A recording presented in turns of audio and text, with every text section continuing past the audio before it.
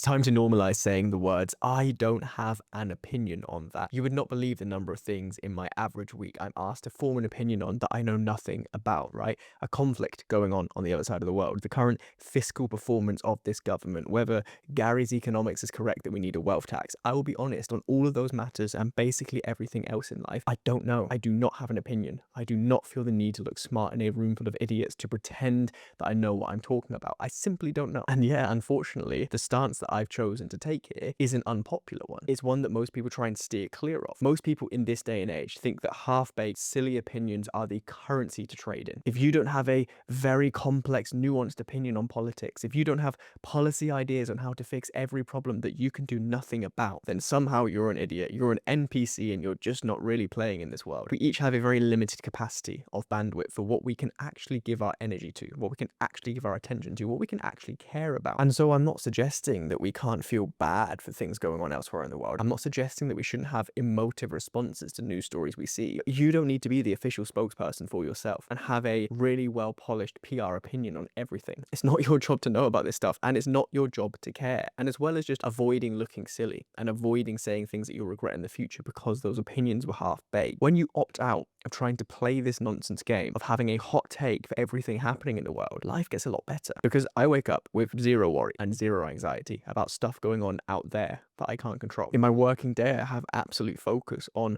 what it is that I need to take care of, the things that I can take care of, because I'm not worrying about everything else. And this should be the most obvious video I've ever published, and yet it's one that I'm sure somebody will disagree with. You do not need to have an opinion on everything, mainly because you don't have an opinion on everything. Most opinions are borrowed. So next time you're tempted to have an opinion on something you know absolutely nothing about, even at the risk of looking uninformed, even at the risk of looking like the least smart person in the room, get comfortable with saying the words, I don't have an opinion on that.